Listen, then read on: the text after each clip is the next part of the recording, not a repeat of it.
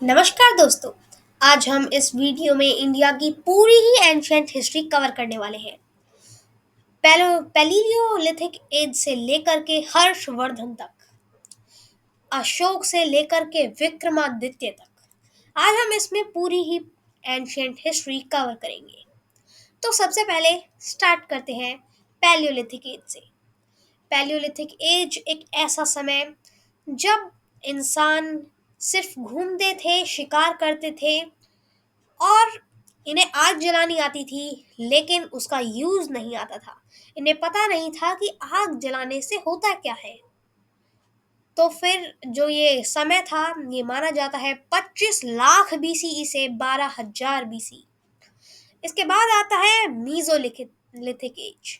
Mesolithic age 12,000 BC से 8,000 BC, जिसमें जो ये इंसान थे वो अभी भी शिकार ही करते थे, लेकिन उनमें जो एक बदलाव आया था वो ये था, उन्होंने जानवर पालना शुरू कर दिए थे, जिनमें जो सबसे पहला पालतू जानवर था वो था कुत्ता।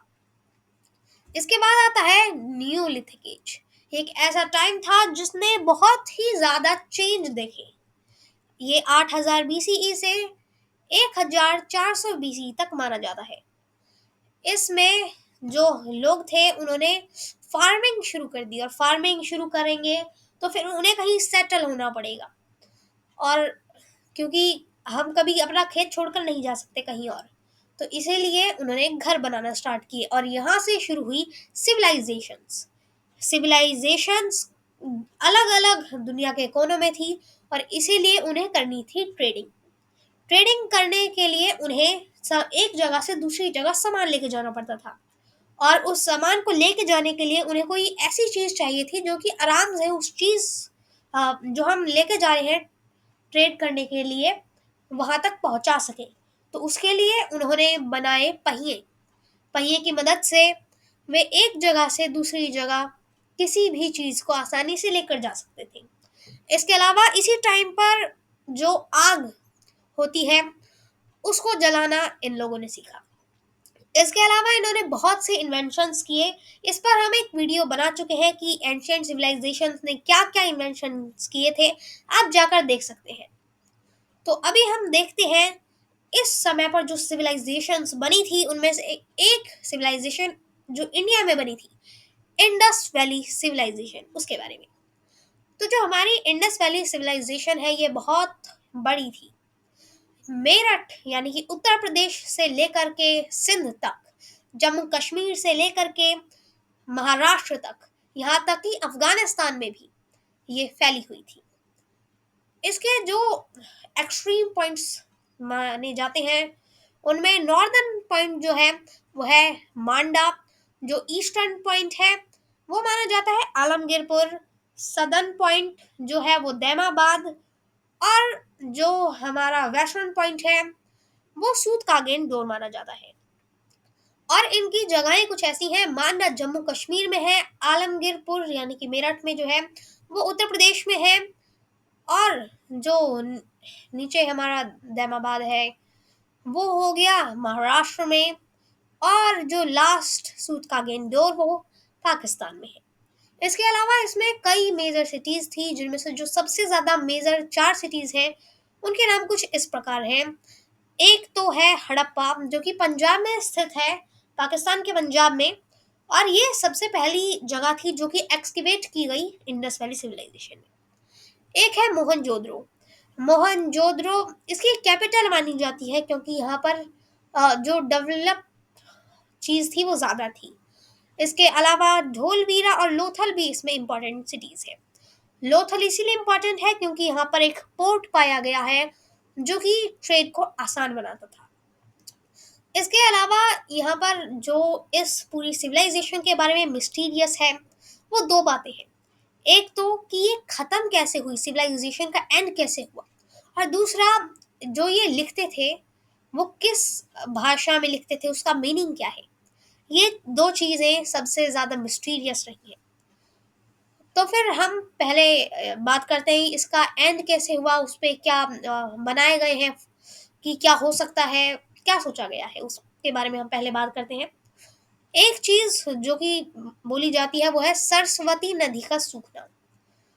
यहाँ पर एक सरस्वती नदी थी जो कि उत्तराखंड से लेकर के गुजरात तक जाती थी, वह सूख गई। इसीलिए जो सरस्वती नदी के आसपास के जो इसके साइट्स थे, उनके लोगों को यहाँ से दूसरी जगह पर जाना पड़ा। और क्योंकि जो सरस्वती नदी है उसके आसपास में अधिकतर साइट्स थे, तो फिर ऐसा माना जाता है।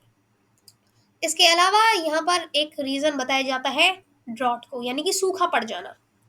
इसके अलावा यहाँ पर अर्थक्वेक को भी एक रीजन बनाया बताया जाता है। और एक रीजन ये भी बताया जाता है कि आर्यन लोग सेंट्रल एशिया से यहाँ पर अटैक किया और इनको खत्म कर दिया। लेकिन जो मैं ज़्यादा मानता हूँ वो मेरे हिसाब से अर्थक्वेक है। ऐसा इसीलिए है क्योंकि जो मोहनजोदड़ो है, वहाँ पर लोगों के स्केल्टन्स पाए गए हैं जो कि एक साथ हाथ पकड़े मर गए हैं।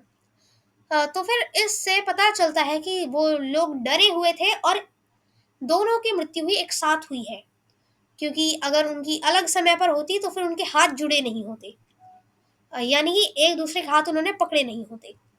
तो यहाँ पर मेरे हिसाब से सरस्वती नदी का सूखना या ड्रॉट नहीं हो सकता है, क्योंकि दो लोगों की एक साथ मौत नहीं हो सकती हाथ पकड़े।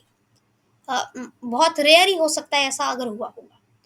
इसके अलावा जो एक थ्योरी बताई जाती है आर्यन लोगों की, उसमें ये भी कुछ लोग बोलते हैं कि आर्यन लोग अ, हड़प्पन सिविलाइजेशन के बाद में आए हैं, उसके प्रूफ भी मिलते हैं। तो फिर इसीलिए मैं सबसे ज़्यादा प्रमोट जो करता हूँ वो अर्थक्वेक के उसको करता हूँ। और इसका कुछ और भी रीज़न हो सकता है, अभी हम कह नहीं सकते कि यही रीज़न होगा। इसके अलावा जब ये आर्यन लोग आए, उन्होंने यहाँ पर वेद बनवाए। वेद तो बनवाए ही, और यहाँ पर हिंदुइज्म की स्थापना भी इसी समय पर हुई थी। और यहाँ पर जब आर्यन लोग आए तो यहाँ पर किंगडम्स स्टार्ट हुए, जिन्हें हम महाजनपदास के नाम से जानते हैं। हमारे जो इंडियन सब कॉन्टिनेंट है उसमें पूरे 16 महाजनपद देखने को मिले, जिनमें कंबोजा, गांधार, अवंती, अश्माका, मत्स्या, चेदी, कुरु, पांचाल जैसे ये थे, जिन्हें हम महाजनपद बोलते हैं। लेकिन जो सबसे ज्यादा इम्पोर्टेंट माना जाता है वो माना जाता है मगध को, क्योंकि मगध बहुत ही शक्तिशाली था। इसकी जो कैपिटल थी मगध की वो थी राजगृह। इसकी अब हम बात करेंगे कि मगध सबसे ज्यादा ताकतवर क्यों था। अभी थोड़ा देखते हैं कि इसमें कौन कौन से धर्म और अकर हुए। यहाँ पर बुद्धिज्म और जैनिज्म की स्थापना भी इसी समय में हुई थी, जब यहाँ पर आर्यन लोगों का शासन चल रहा था। इस समय पर बुद्धिज्म स्टार्ट किया गया था गौतम बुद्ध के द्वारा, और यहाँ पर जैनिज्म भी शुरू किया गया था। अब देखते हैं कि मगध सबसे ज्यादा शक्तिशाली कैसे बना। तो फिर इसकी कहानी स्टार्ट होती है हरनायक वंश से, जिसे पृथहंत वंश भी कहा जाता है, क्योंकि इसमें जो अधिकतर राजा थे वो अपने ही पिता को मारकर राजा बने थे। तो फिर अब देखते हैं हरनायक वंश के बारे में। ये सबसे ज्यादा जो इम्पोर्टेंट माना जाता है इस एम्पायर को, जो सबसे पहला फर्स्ट इम्पोर्टेंट एम्पायर था मगध का, हरनायक एम्पायर। इसकी स्टार्टिंग बिम्बिसार द्वारा की जाती है, और बिम्बिसार यहाँ पर दो रूल्स फॉलो करता है, जिससे वो अपने इस मगध के एम्पायर को और बड़ा करता है। इसमें यहाँ पर ये जो काम करता था वो ये था, या तो उन जो और राज्य हैं उनसे वैवाहिक संबंध बनाएगा या फिर युद्ध में जीतेगा। इससे उसने अपना राज्य इतना बड़ा कर लिया था। उसने अंग नाम के महाजनपद को भी अपने अंदर समा लिया था। और जब काशी नाम का जो महाजनपद था उसने उस पे कब्जा कर लिया गया कौशल द्वारा। तो फिर कौशल महाजनपद था, उसके राजा की बेटी से बिम्बिसार ने शादी की और यहाँ पर जो काशी था वो बिम्बिसार को मिल गया। इसकी जो डेथ होती है बिम्बिसार की, वो इसके बेटे के ही द्वारा की जाती है, अजात शत्रु के द्वारा। अजात शत्रु अपना एम्पायर और भी बड़ा कर लेता है, जो कि लगभग यूपी जितना था। और यहाँ पर इसका बेटा आता है अजात शत्रु के बाद, जिसका नाम था उदयन। जब उदयन गद्दी पर बैठता है तो फिर यहाँ पर ये एक नए नगर को बनाता है, जिसका नाम था पाटलिपुत्र, जिसे आज हम पटना के नाम से जानते हैं। और यहीं से इसकी कैपिटल चेंज की गई और राजगृह से पटना की गई, यानी कि पाटलिपुत्र की गई। फिर इसके बाद उदयन के बाद ये एम्पायर धीरे धीरे गिरने लगा, यानी कि इसका डिक्लाइन स्टार्ट हो गया। वैसे तो इसका कुछ डिक्लाइन नहीं हुआ था, लेकिन जो आवाम थी यानी कि प्रजा थी वो राजा से असंतोष असंतोष के कारण उन्होंने नागदशक, जो कि इसका लास्ट एम्परर था, उसे हटा दिया और उसके सेनापति शिशुनाग को बैठाया। शिशुनाग जब गद्दी पर आया उसने भी हरनायक वंश की तरह ही एक्सपेंशन पे ध्यान दिया और अपना जो एक्सपेंशन है वो इतना अधिक कर लिया। यहाँ पर इसके बाद इसका बेटा गद्दी पर बैठता है, जिसका नाम था काल शोक। काल शोक की छुरा घोंपकर हत्या कर दी जाती है महापद्यानंद के द्वारा, और महापद्यानंद खड़ा करता है एक नया एम्पायर, नंद एम्पायर।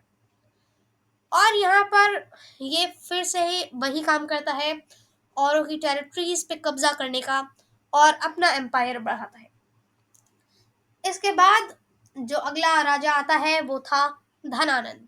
धनानंद की भी हत्या कर दी जाती है चंद्रगुप्त मौर्य के द्वारा, और यहाँ पर जो नंद वंश था वो भी समाप्त हो जाता है। और जो मौर्य एम्पायर के पहले राजा थे चंद्रगुप्त मौर्य, वो अपने राज्य को बहुत ही बड़ा करते हैं, जो कि ब्रह्मपुत्र से लेकर के अफगानिस्तान तक था, यानी कि एक बहुत ही विशाल साम्राज्य। लेकिन यह अभी तक साउथ इंडिया तक नहीं पहुंचा था। अभी जल्द ही हम बताएंगे कि ऐसा क्या था साउथ इंडिया में, जो कि बिल्कुल एक्सट्रीम साउथ तक कोई भी राज्य नॉर्थ का नहीं पहुंच पा रहा था।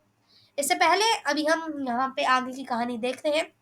चंद्रगुप्त मौर्य की जो सफलता का एक कारण था चाणक्य।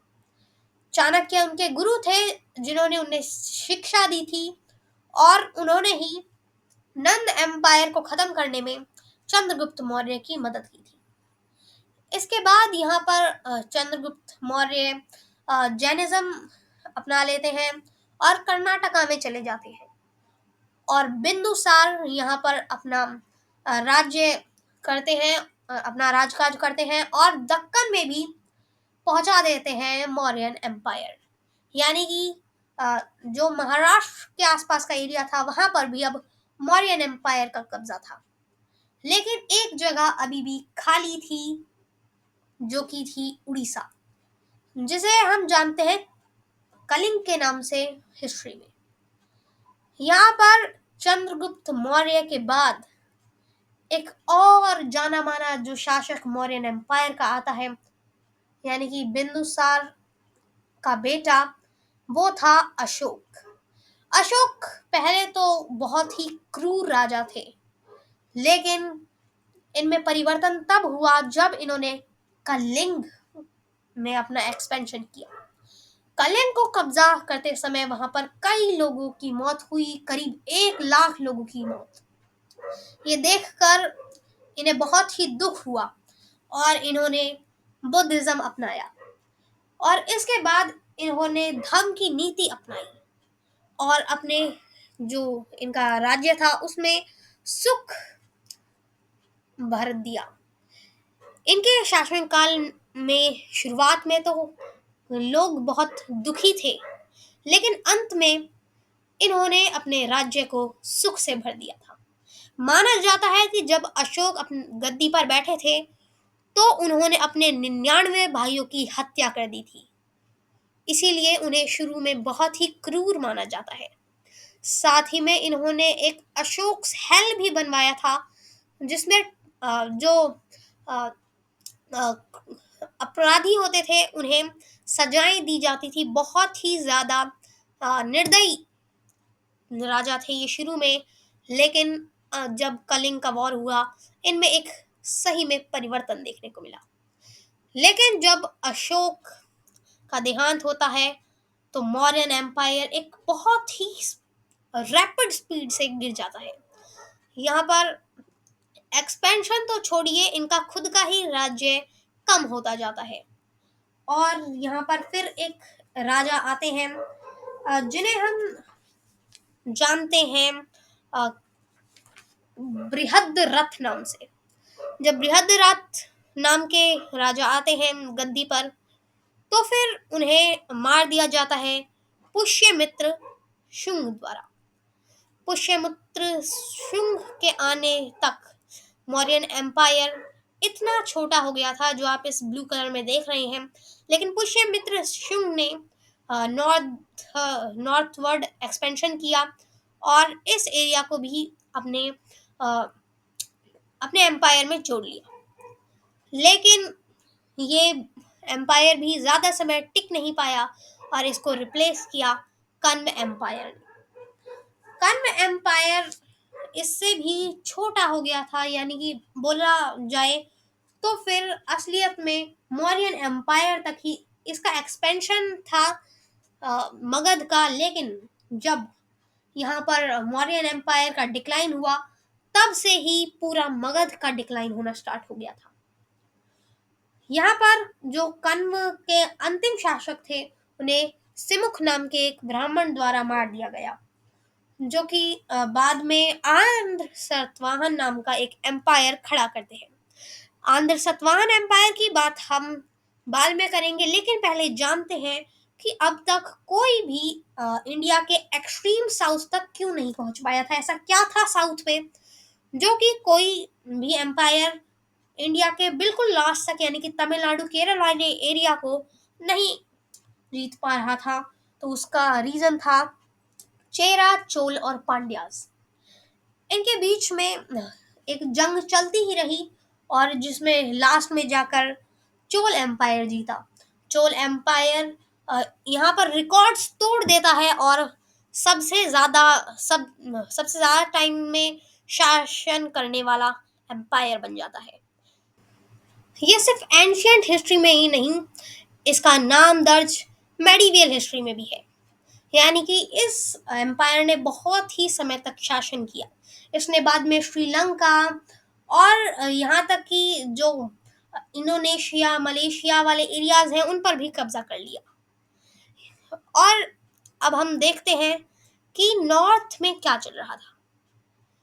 जब यहाँ पर अलेक्जेंडर नाम के एक शासक ने हमला किया था इंडिया में बहुत समय पहले, तो उसके वो इंडिया में घुसे तो नहीं थे, लेकिन वे अफगानिस्तान तक पहुंच गए थे। और अफगानिस्तान में से वे वापस लौट गए। वहां से वह तो लौट गए, लेकिन वहां पर ग्रीक एक अलग ही ग्रीक एम्पायर खड़ा हुआ, जिसे इंडो ग्रीक एम्पायर के नाम से जानते हैं। हम इंडो ग्रीक एम्पायर के बारे में ज़्यादा जानेंगे नहीं। अभी हम आगे बढ़ते हैं कुशान एम्पायर के बारे में जानने के लिए, जिसने इंडो ग्रीक एम्पायर को ख़त्म कर दिया और यहाँ पर अपना कुशान एम्पायर स्टैब्लिश किया। इसको कुशान एम्पायर को स्टार्ट करते हैं किंग कुजुला कार्डफिसिस। जो ये थे, ये मंगोलिया में अपना एम्पायर स्टार्ट करते हैं। और इसके बाद एक राजा आते हैं कनिष्क नाम के, जो कि इंडिया तक इस कुशान एम्पायर को पहुंचा देते हैं, और यहीं पर इंडो ग्रीक एम्पायर खत्म होता है। इसके बाद जो हमने आपको बताया था कि कन्व एम्पायर को सिमुख नाम के एक इंसान ने खत्म किया, तो अब जानते हैं सिमुख के एम्पायर यानी कि सतवाहना एम्पायर के बारे में। तो स्टार्ट करते हैं। जो सिमुख थे, वो सतवाहना एम्पायर इस्टेब्लिश करते हैं। और जो सतवाहन एम्पायर था वो बहुत ही बड़े एरिया पर कब्जा कर लेता है। और ये सबसे ज्यादा एरिया पर तब कब्जा कर रहा था, शासन कर रहा था, जब इसके राजा थे गौमती पुत्र सतकर्णी। इन शासकों के नाम के आगे हमेशा ही अपनी माता का नाम लगाया जाता था, क्योंकि उसमें ऐसी ही प्रथा थी। लेकिन जब एक शासक आए, यज्ञ श्री सतकर्णी, वो इस एम्पायर के लास्ट पावरफुल रूलर थे। इसके बाद जब यज्ञ श्री सतकर्णी का रूल खत्म होता है, उसके बाद से ये बहुत ही रैपिड स्पीड से डिक्लाइन होता है। और फिर वेस्टर्न शप्त्रास द्वारा इसे हरा दिया जाता है और सतवाहन एम्पायर खत्म हो जाता है। यहाँ पर जब पूरा ही एम्पायर नॉर्थ इंडिया में बहुत ही ज़्यादा डगमगा रहा था और एम्पायर्स, तो यहाँ पर एक नया एम्पायर स्टार्ट हुआ था, गुप्ता एम्पायर, जो कि उस समय कुषाण एम्पायर के अंडर ही था, क्योंकि इसे स्टार्ट करते हैं किंग श्री गुप्ता। श्री गुप्ता कुषाण एम्पायर के अंडर ही थे, और यहाँ पर जब ये अपना इस्टेब्लिश करते हैं, अपना जो एम्पायर है वो कुषाण एम्पायर के अंडर ही करते हैं, यानी कि कुषाण एम्पायर सबसे ऊपर और उससे उसके अंडर ही गुप्ता एम्पायर काम कर रहा था। लेकिन इनके बेटे के बेटे, जिनको हम चंद्रगुप्त प्रथम नाम से जानते हैं, उनका विवाह होता है कुमार देवी से, लिच्छावी राजकुमारी कुमार देवी से। और इससे ही यहाँ पर जो इनका एम्पायर कुषाण एम्पायर के अंडर था, प्रिंसेस से शादी करने के बाद इनका एम्पायर असलियत में एम्पायर बनता है। इसीलिए गुप्ता एम्पायर के प्रथम शासक असलियत में चंद्रगुप्त प्रथम को ही माना जाता है। इसके बाद आते हैं समुद्रगुप्त, इनके बेटे, चंद्रगुप्त प्रथम के बेटे समुद्रगुप्त, जिन्हें भारत का नेपोलियन भी बोला जाता है, क्योंकि इन्होंने अपने इतने छोटे से एम्पायर को कुछ इतना बड़ा कर दिया था। जो आप येलो में देख रहे हैं वो एम्पायर था जो कि उन्हें चंद्रगुप्त प्रथम से मिला था, लेकिन समुद्रगुप्त ने इसे नई ही ऊंचाइयों तक पहुंचा दिया। इसके बाद आते हैं गुप्त एम्पायर के थर्ड राजा विक्रमादित्य, जिनका असली नाम था चंद्रगुप्त द्वितीय। और जिन लोगों से जो सतवाहन एम्पायर था वो हार गया था, यानी कि वेस्टर्न शप्तराज, उन्हें विक्रमादित्य हरा देते हैं। और साथ ही में इनके जो कोर्ट था उसमें नवरत्न बैठते थे, जो कि एक कमिटी थी 9 लोगों की, जिनमें कई फेमस नाम आते हैं, जैसे कि वेताल भट्ट, वराहमिहिर, कालिदास, धनवंतरी आदि। लेकिन जब ये एम्पायर विक्रमादित्य के हाथ से जाता है, यानी कि विक्रमादित्य का यहाँ पर जब रूल खत्म होता है, तो फिर इसका भी डिक्लाइन तेजी से होता है। एम्पायर का डिक्लाइन जब इतना तेजी से होता है तो फिर इसमें कई छोटे छोटे शासक बन जाते हैं, यानी कि जो इसके अंडर ही काम कर रहे थे वो शासक बन जाते हैं, जिनमें से एक थे किंग नरवर्धन। जो किंग नरवर्धन थे वो स्टार्ट करते हैं पुष्यभूति वंश, जिसमें पुष्यभूति वंश में ही एक राजा थे हर्षवर्धन नाम के, जिन्हें बहुत ही फेमस माना जाता है। तो फिर अभी देखते हैं नरवर्धन के बाद पुष्यभूति वंश का क्या हुआ। जब नरवर्धन यहाँ पर अपना एस्टैब्लिश करते हैं राज्य, फिर उनके बेटे जो थे उनका नाम था राज्यवर्धन। लेकिन राज्यवर्धन की हत्या कर दी जाती है गौड़ नरेश शशांक के द्वारा। जब राज्यवर्धन की हत्या की गई तो फिर उनके भाई हर्षवर्धन यहाँ पर गद्दी पर बैठते हैं और अपना बदला लेते हैं शशांक से। और ये अपना एम्पायर बहुत ही बड़ा कर देते हैं। लेकिन हर्षवर्धन का कोई संतान नहीं थी, इसीलिए पुष्यभूति वंश भी यहाँ पर खत्म हो जाता है। हर्षवर्धन ही अपनी कैपिटल कन्नौज को बनाते हैं, और इसीलिए जैसे कि दिल्ली सल्तनत में दिल्ली बहुत ही इम्पोर्टेंट सिटी रही, सब सोचते थे कि अगर दिल्ली पे कब्जा हो गया तो फिर पूरे भारत पे कब्जा हो गया। वैसे ही यहाँ पर भी कन्नौज के साथ हुआ, यानी कि कन्नौज पे कब्जा हो गया तो पूरे भारत पर कब्जा हो गया, ऐसा जो अलग शासक थे, बाकी शासक थे, वो मानते थे। इसीलिए यहीं से जो स्टार्ट हुई थी, जिसे हम त्रिपक्षीय संघर्ष बोलते हैं, जिसमें गुज्जर, प्रतिहार, पाल और राष्ट्रकूट नाम के वंश थे, जो कि एक दूसरे से लड़ते और झगड़ते रहते हैं। और यहीं पे खत्म होती है हमारी एंशियंट हिस्ट्री। अब जल्द ही मेडिवल हिस्ट्री की भी वीडियो आएगी। तो आज के लिए बस इतना ही। धन्यवाद। मिलेंगे किसी अगली वीडियो में। धन्यवाद।